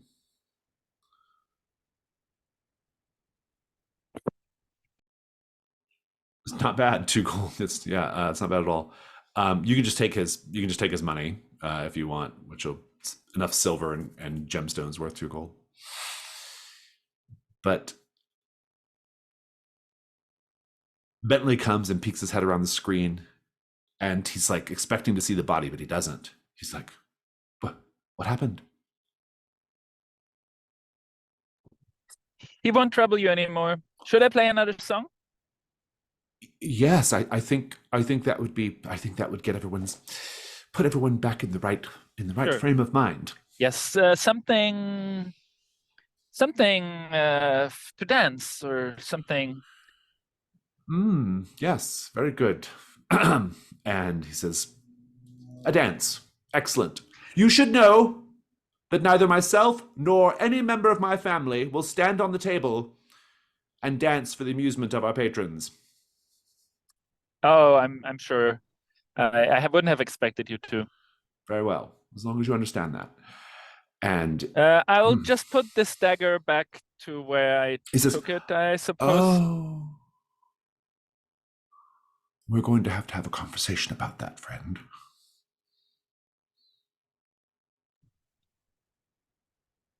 After the dancing, I suppose. He says, he says, "Yes, after the dancing." Meanwhile, Revel, go ahead and give us a combat 3 if you're still in it.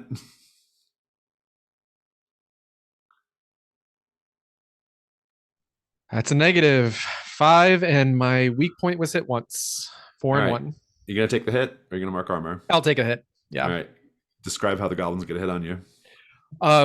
I think they actually use their numbers and actually start climbing up, and like 2 of them manage to get onto his arms, and the third one just sort of like takes his club and just cracks it across Rebel's face. Nice.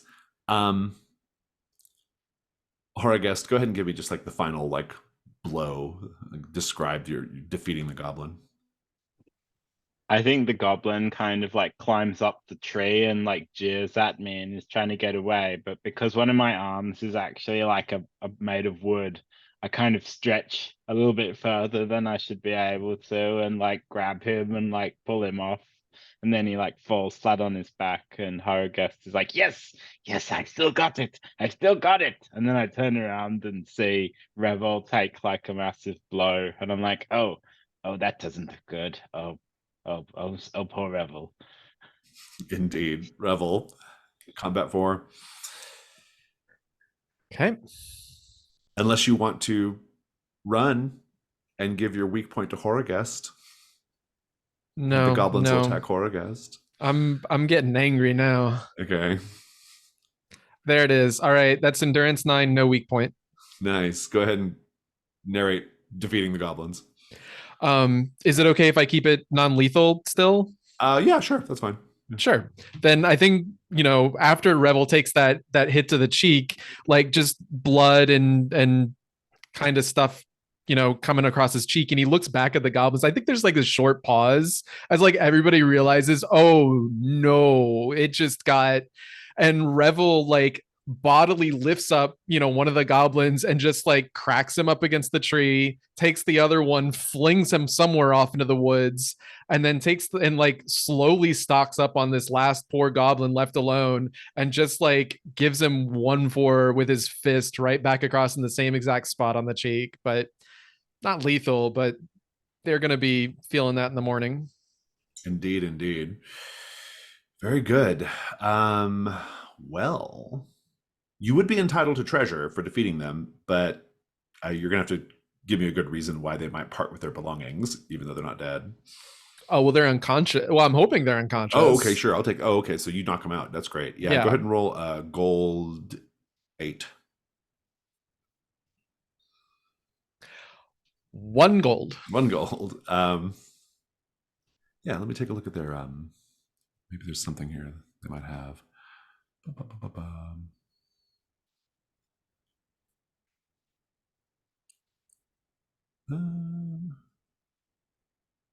You know what?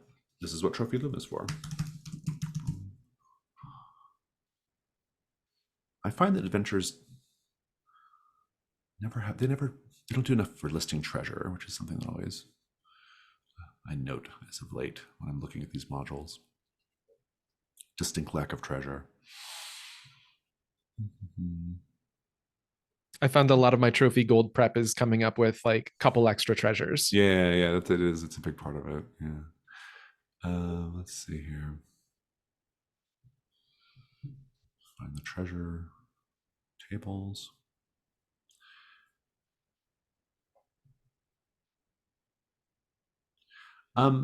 You actually find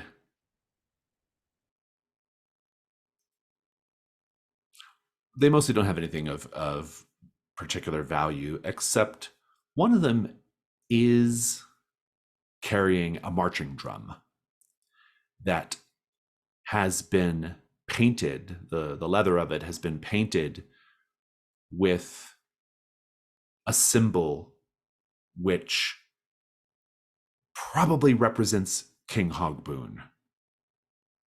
That's your treasure. The drum is very fine quality and worth 1 gold on its own, but also, it's a thing meant to honor King Hogboon.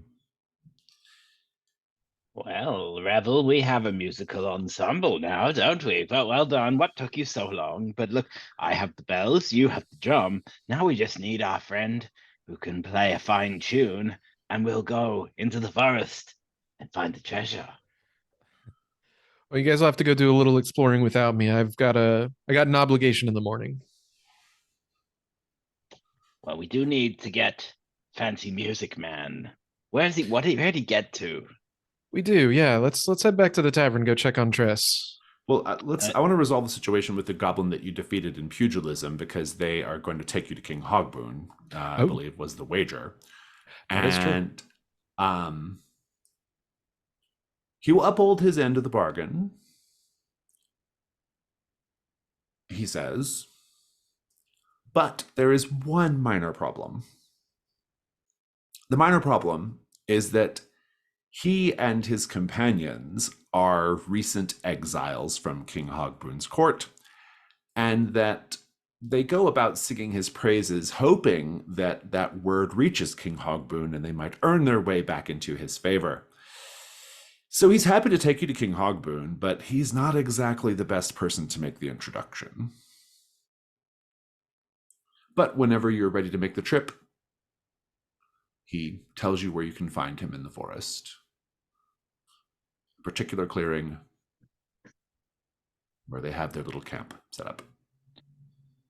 Remember, he looks at the goblin Hargus. The first rule of forest fighting is don't talk about forest fighting.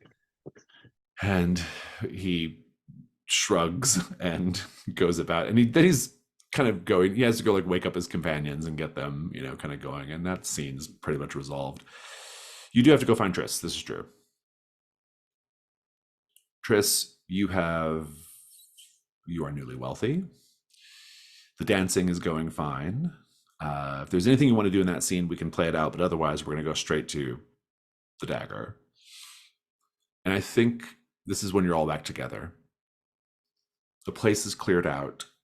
There's just a couple of people now, and Bentley is enjoying a pint of ale with you at a table, and he says, "That blade that you used to do that earlier business, that is the hero's blade. And by touching it, when Brandonsford is at a moment of great peril, you assume the obligations of a descendant of Brandon." Have I told you the story of Sir Brandon? Just a bit. Well, we are currently being plagued by a terrible dragon. And I've heard. according to the Reeve says that whoever next touches that blade shall step up to aid us. Now, everyone was well informed of what would happen if they touched the blade, and so everyone has been avoiding it quite studiously. But you did not. I think it's because you are a hero, and you are heroes' companions. How will heroes be treated in Brandonsford? If very, they very take well. care of something like... Well, the Reeve, his name is Eric, he has promised not just a hero's, not just pageantry worthy of such heroes, but also a significant amount of payment as well. I think maybe that's exactly the moment when the other two come in and Yeah, they very hear good. Triss saying like, me and my friends will take care of your dragon. Very good. And there we are. He says, "Splendid, splendid. You'll want to go talk to the Reeve tomorrow morning, to work out the details. This is excellent, excellent news. Finally, things might return to normal around here. To be in the presence of a hero and a hero's companions. It is remarkable. I salute you, all three of you." My friends, we will become the heroes of Brandonsford. And he turns around to the two of you. I always seem to get caught up in ridiculous prophecies and omens, so this is definitely how things tend to go for me. So yeah, sure, let's go find a dragon. I get You'll out of have the. to help me for a moment before we leave here. There's some thing to take care of, but yes, then we'll be off to the dragon or the reef in the morning first. I will tell you at this point, you have more or less resolved the set goal, which was to learn the recent history. The recent history, the important part is that the town is being, or the area is being terrorized by a dragon, and that the Fey folk are using the vacuum, or are filling the vacuum left by the people terrified of the dragon, and so they're taking the woods back over, creating all manner of trouble with trade and other issues. And you've also heard some other rumors. The veracity of those is up for debate. Is there anything else you want to do this evening? I kind of like to go see this alchemist. Oh, I'm you can do that. intrigued. Yeah, there's certainly room to do that. Anything else you want to do this evening, Revel? No, I think I'd get some rest. Unless Hmm. Horgist wants unless Horgist expecting some kind of like danger and needs a bodyguard. The only If danger I'll encounter in an alchemist's workshop is the kind of thing that happens to me daily, namely being blown up or things falling on me or my face being singed off. I mean, it's kind of my thing, so I'm well, fine. that's fair. I guess yeah, I don't think a sword arm's really gonna help you out with explosives. Save your sword arm for the dragon. Yeah, right. Triss, anything else you want to do tonight? Just before we leave the tavern, I think I'm gonna enlist the two of them to help me carry this body out and just dump it somewhere. That sounds good. Because it's just been obscured, right? Not yeah, and you can actually take rooms at the tavern too if you want. You don't have to go anywhere else. Good. All right. That all sounds good. Let's take 5 so I can kind of figure out what the next scenes look like, and then we'll come back and do it. Great. Horror guest, we're actually going to kick off with you actually noticing something in progress. You actually see the alchemist. She's coming out of her shop and locking up the door and looking left and looking right to make sure no one sees her. She pulls up her cowl over her face to look inconspicuous, and she sneaks off down a shadowy alley. What do you do? I am going to use my glass ritual to make myself translucent and nearly invisible, and then I'm going to follow her. I don't need to roll. You can do that. You will follow her and be able to see everything she's doing, but see enough of it. Make a hunt roll though with 2 dice. Okay. Hunt. Something other than a 3 would be wonderful. Oh, what? Are you kidding me? I've got another 3. That is the third 3 for those listening in. Indeed. We'll get to that in a moment. Revel and Triss, after you're done disposing of the body, you're approached by a very, very gloomy looking priest. Gray beard down to his waist. He's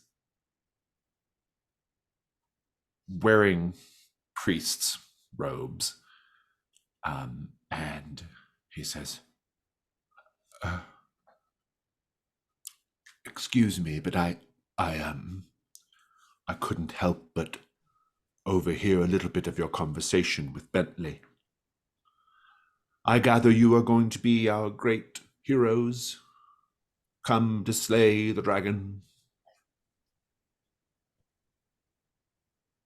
That is, it seems, what we've been led into believing, yes.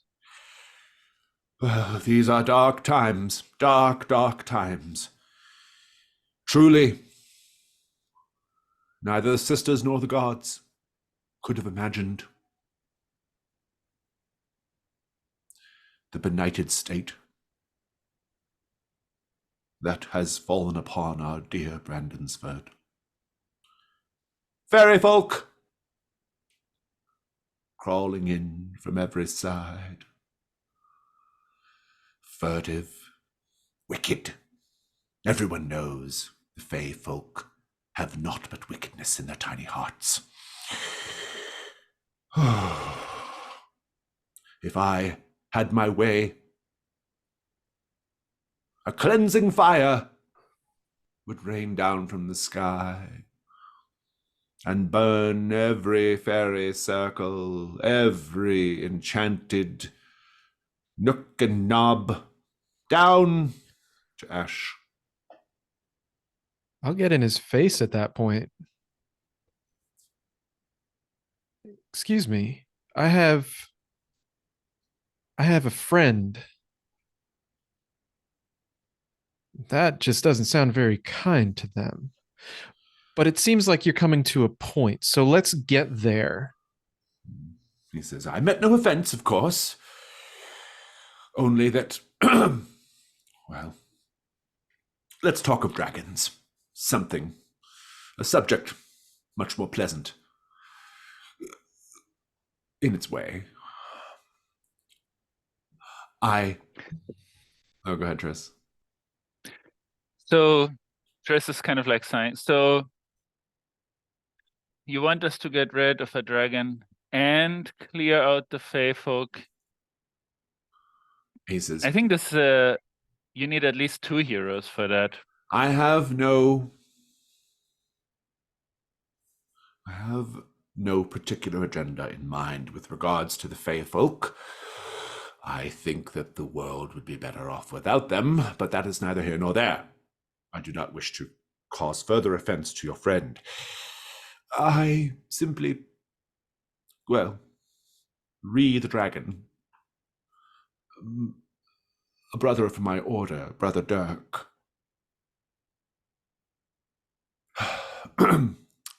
he believed that Sir Brandon's sword that slew yon dragon of old can be found in the great barrow mound on the other side of the forest, and he went seeking it. I have not heard from him in some time, and I fear some terrible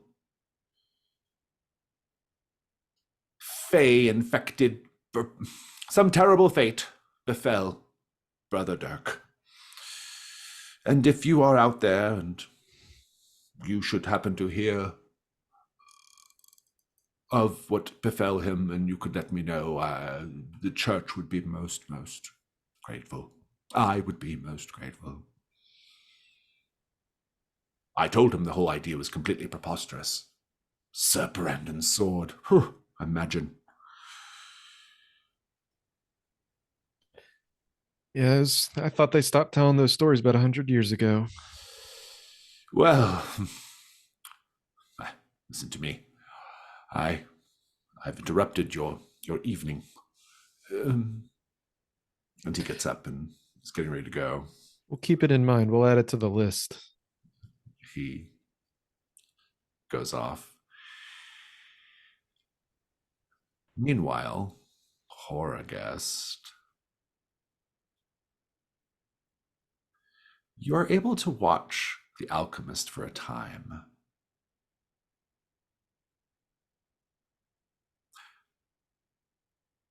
She is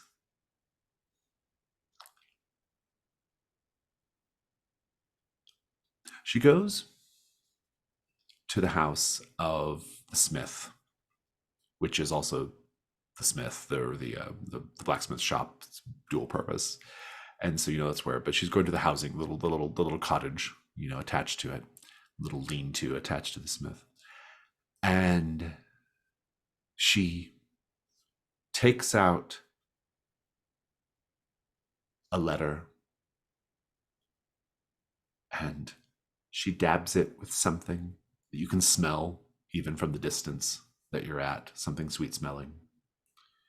And then she puts on a little bit of color on her lips, and then she kisses the parchment, and she folds it up, and she slips it under the window. And then when she hears a noise inside the smith's shop, she runs off really quickly. And here's the complication. Since I have control of the fiction here, I think you wander close to the window and you can see the smith, big, burly, smith-type man, looking at the letter, looking at the window, and he looks and he sees you standing outside the window because your transparency thing is not working properly. And so he just sees your face leering in the window. And he kind of raises an eyebrow. And he goes up to the window. And he opens it, slides it up, and he says, "Are you the one who's been leaving me these letters?" Unrequited love. No, it's not me, I'm afraid. It's Where's the us. rest of you? And because it's just your head visible currently. I think as I start to sort of slowly become visible, I'm like, oh, I was just curious about Using was fairy magic to spy on me, eh? Yes. No, quite the opposite. No, this is human magic. Using trickery. Fairy trickery, no doubt. To spy on me, to send me these letters, to pretend to be an admirer. What's your game? What are you playing at? Well, you seem fairly convinced you already know what you're talking about. So what do you assume my game is? This seems like some kind of conspiracy theory you have already. And he says, "I don't have time for these games. For weeks now, you've led me to believe that you were my secret admirer. I even allowed my heart, dangerously, I allowed my heart to soften to this idea. But I'm convinced, even more so now, that there is no such thing as love. In fact, all there is just fey deviltry. And whatever you are, I have a right mind to take my hammer and tongs to you." Can I convince you to not do that by... I can show you that a lovely lady, someone who I shall remain anonymous for now, she is the deliverer of this letter, not I. I was just trying to figure out where she was going. It was purely coincidence. But love is alive and well in the world, my friend, and I can show you where to find it. He says, "If you were spying on me from my window, and you were inclined to write such a letter, do you think that I would be worthy of such attention?" Hypothetically, I know that you are because somebody is giving you that attention, not me. Someone else. Someone who is not me. Are you saying there's something wrong with me? That you wouldn't want to sneak about, peering in my window? I don't feel like I could win this conversation. You are the one who said that, not me. And yet you are the one peering through my window. I can't dispute that. You've got me there. That is in fact what has happened. The circumstances. There's more to it. I feel like we have all been betrayed by centuries of love poems. Betrayed and deceived. It makes me sad that such cynicism has taken root in your heart. This is a cruel world, but you should have hope. Allow me to bring you to the doorstep of the one who sent the letters. All right. Wait out there, though. I have powerful enchantments on my shop, and if you try to come in, well, you might be destroyed. Was it salt? I have to tell you, the salt thing doesn't work. They just step right over. He's like, I knew it wouldn't work. Ah, we have all been betrayed and deceived by centuries of folktales. And he turns. And the salt industrial complex, my friend, who wished to sell more salt from their mine. He stomps out to meet you. Meanwhile, Triss and Revel, you have the remainder of the evening to yourselves before your meeting with the Reeve and your job for Quinn at the Golden Egg tomorrow morning. Anything else before we wrap up that night for the two of you? All right, then. We'll just wrap up this scene really quickly with Horgus then.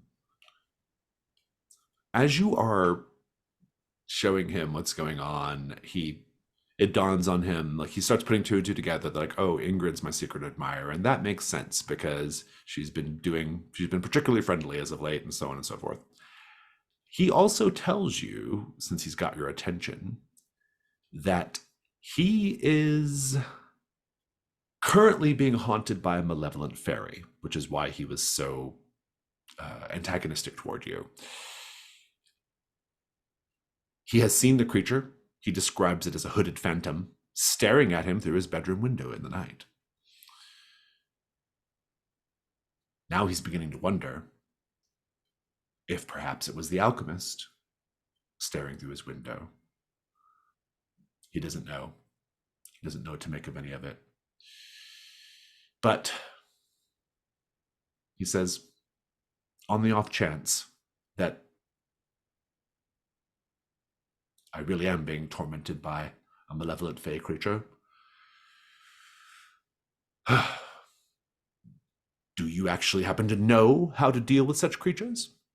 Since apparently the salt does no good. Well, funny you should ask that, because I happen to have a bit of magic that might help. And what I can do is like transfer some of my bells magic onto a couple of little chimes and put them at his door and say, if the chimes ring, they will stay outside of your door and you may converse with them and find out what their agenda is. He says, if it's not a fey creature, and it is just Ingrid, that's the alchemist, that I've been seeing in my window, do you know anything about the ways of the heart?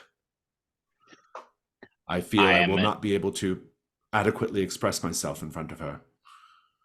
I'm afraid that I am an old, very eccentric, dying geomancer who has gone out of his way to avoid the company of others.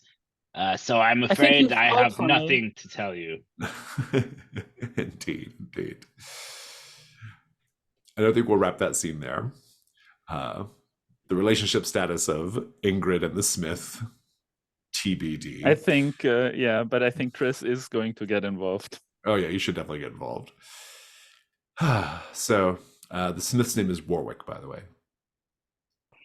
Triss can't promise though that the Smith will and Ingrid will still be together afterwards, or whether Ingrid will have run off with someone else, but we'll find out. There actually is a set goal here.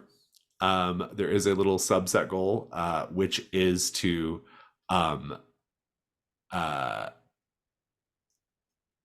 well, I have to kind of rewrite it a little bit because of the way we've gone about it. But basically, the set goal is now to help Ingrid and Warwick find true love. So that's basically the idea. Before it was slightly different. Before you knew what was going on, but we should just wassail them. You know, we've got the drum, we've got the lute, we've got the bells. We could do this, yeah. Indeed. let's just fast forward to the next day. Kind of get the terms of what's going on, and then we'll call it a session. We'll fast forward to your scene with the Reeve, and I don't feel the need to role play it out necessarily. Let me make sure. There might be some interesting information there. We'll talk about him. His name is Eric. He's portly. He has mutton chops and dark purple rings around his eyes. Clearly very, very visibly stressed out about the situation. He is led to believe that you were the first person to touch the hero's blade, Triss, and therefore are worthy to be hired to take care of the black dragon that is currently stalking the woods outside of Brandonsford. They're going to pay you a very large sum of money. It's 1,000 silver, a big fat sack of silver to destroy the creature, which is the equivalent of 3 gold for each of you if you are able to do it. And so when it's all said and done, he says, so are we agreed then? You will undertake this task? Yes, we are your new heroes. Very good, very good. I don't mean to tell you how to do your job, but I would start with questioning the witch in the woods. I believe she's orchestrated all of this. I've heard about the witch. Can you? I've been meaning to write another ballad about the witch. Could you enlighten us? What are the most important things I should hit? The most important thing you need to know is that she has the dread power to turn you into a shrub with a single glance of her baleful eye. A shrub. A shrub. Not a great strapping oak. Not a large boulder. Not a crook in the roaring river. A mere shrub. And you've seen her exercise this power? There are an incredible number of shrubs around her hut. Put 2 and 2 together, my friend. Math is absolutely impeccable. Yes, correlation is always absolutely causation, of my friend, of course, of course. I don't know what those words mean, but I salute thee, heroes. And he sends you on your way.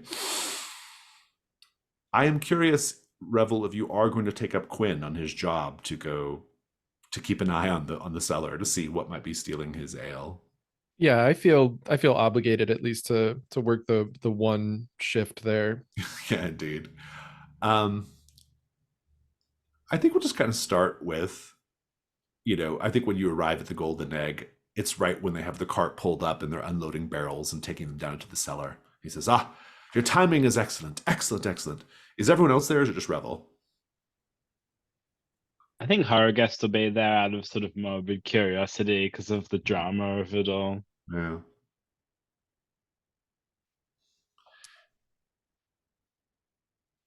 He says, I'm so glad you came. Thank you. Now, I don't mean to tell you how to do your job, but I do think the best approach here is to sort of find a little hiding spot, a corner, a dark crevasse, a nook inside the basement, and then let your lamplight eyes see what they see, which will almost certainly be greedy halfling hands, figuratively speaking, stealing my ale. I was thinking something the same thing. All right, then. And he looks at you, Horrorgest, and he says, are you to be down in my cellar as well? I am often known to hide in subterranean places. It's something I've become quite good at. So yes, I shall help. Good. Someone to terrify the thieves. Yes, a fine idea, splendid idea. All right then. And he says, good luck. And if you are able to help me get to the bottom of this, well, a fine reward will come your way, which he's already told you about. Before we head down into the cellar, then we'll look over at Horagust and go, I think you really are the more horrifying of the two of us. Well, I've been through a few things and I kind of look weird and scary, so I just roll with it, you know. It's become my thing. And so, as we wrap up our session, let's recap what we know so far. We know much. What's true and what's not entirely clear. But apparently there's a dragon terrorizing Brandonsford and thereabouts. It is allowing the Fey folk to reclaim their lands from the people of Brandonsford. It is possibly the work of a witch, but that's unclear. The dragon is possibly not even a real dragon. Could just be fairy magic. There's a barrow mound where the hero Brandon is buried, and a brother Dirk has gone off to claim the legendary sword that will allow them to slay the dragon. Sometimes myth echoes into the present day, into reality. What else did we learn? Oh, the smith and the alchemist are having a little bit of a Three's Company style love connection going on. And I think that's about it. And then, of course, the issue in the cellar. Yeah. And now that we have our notes all sorted, we can go ahead and just go to stars and wishes. Stars, things you enjoyed about the session. Wishes, things you hope to see next time when we play. Whoever wants to go first, take it away. I'll go. I really love just the energy and vibe of the module. I had to start very early on for like all returning characters. I'm just curious like what vibes it'll bring, because a lot of times like in one-offs it's like you only just get to know your characters and it's like, all right, and we're done. I had to start for the Wizard Weird Off between Horagust and Mal, as to see which one was going to be the stranger of them. I think Horagust won. I really loved Bentley during the releasing paralysis sequence. Was just hilarious. In fact, like that whole sequence was just really kind of fun as it kept going. Yeah, it's a really fun trope to have like just little pieces of the body like coming back at point in time. And then I really loved the Smith seeing Horagust as the complication for that whole situation, and just that whole funny Three's Company situation was really fun.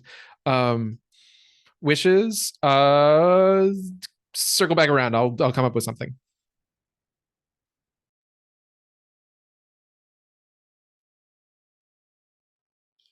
Yeah, I had a really good time. This module is considerably lighter in tone than things I normally run, but it's fun to do that from time to time. And the characters are they're a little funny. They're a little arch. The situations are, at least in the town, are quite lighthearted. And it was fun. I don't often like enjoy the sort of like, you all meet in a tavern kind of sequence in games. But this was enjoyable. There was a lot to like see and do, and people to talk to, and we had a little bit of light adventure and stuff in the middle of it. So it definitely had the feeling of like a sort of lighthearted fantasy story, and so that was really enjoyable. As a wish, I do wonder if it's going to get darker. I wonder, as a wish, like how much longer I can maintain this tone, because my natural inclinations are to do something much worse and darker. So we'll see where it goes. But as an entree into the adventure, it was very, very fun. I also really loved the sequence of Ned and Triss slumped over, staring into each other's eyes. All the sort of Three's Company style misunderstandings going on today were really enjoyable. Bentley was a lot of fun to play, and the tale of Sir Brandon, that was really fun. I was having a lot of fun with just like halflings and halfling tropes, and sort of I don't know, it was just really enjoyable. I actually really enjoyed like you calling out the sort of speciesist priest. That was really good. And yeah, Horrorgust is always very entertaining. Everybody was really good today. It was a fun time seeing all these characters, kind of like, you know, kind of seeing these characters again, and getting into the vibe of the module. Everybody did a really good job. So, yeah.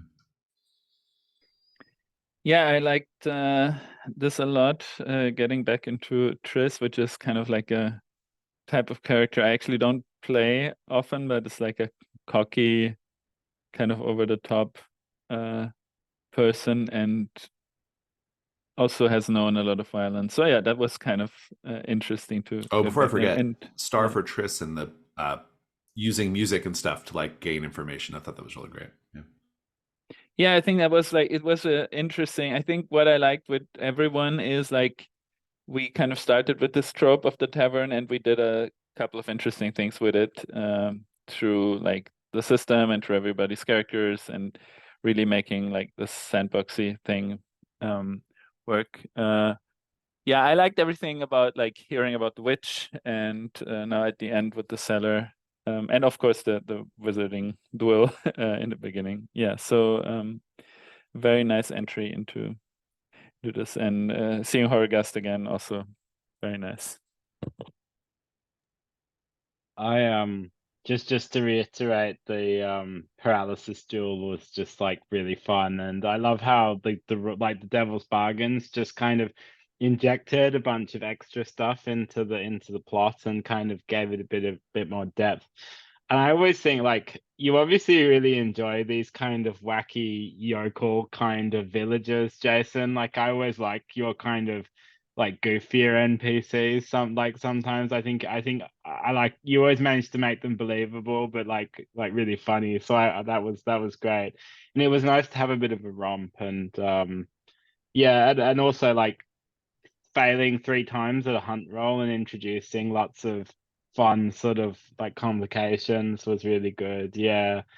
And yeah, I agree with what everyone said about there being like 3 existing characters. It meant everyone sort of went in really strong, and I just felt like a good balance. It was a different vibe for a trophy gold game, and I just really enjoyed it. And I just want to see which of all these he said, she said sort of wacky rumors is true or not, or any of them, or I love those sort of those rumor mills. Yeah, I'll give a star to the module too. It's quite a fun module. It's not normally the kind of thing I would like run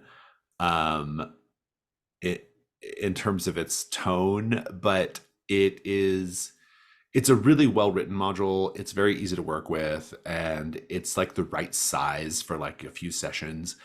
And it's meant to be like a beginner module, like for like beginning characters, not necessarily beginning players, but like for early characters. And so in that regard, like through that lens, it makes a lot of sense the way it is, right? Like you typically, unless you're playing Dungeon Crawl Classics, you typically start with like a lighter sort of adventure for like, first level characters. So this fits the bill really good. There's the dangers are not super dangerous, and the adventure is jaunty. So yeah, it's good stuff. But the trophy system ensures that the jaunt can easily the jaunt can make a and turn. like Yeah, and I had to like find a way of like making those complications and devil's bargains like I was really trying to think like hard about like how to like keep it all in tone, without like going too far off what the module wants to be doing, so but I think like as you get into the forest and start dealing with like monsters and stuff, we'll kind of make it a little bit more menacing and malevolent. So yeah, but it was a good kickoff for sure. And that's really my wish as well, is get into the forest and see like what influence Trophy is going to have on this otherwise very light, very kind of fluffy kind of entract. I also I know direct drive engagement in gold is a little bit hard, but when you have a witch and you have somebody with the drive of involving the Witch of Navask, I'm like, is there going to be a connection? Could be a connection. Yeah. I thought about that when I was looking at the drives.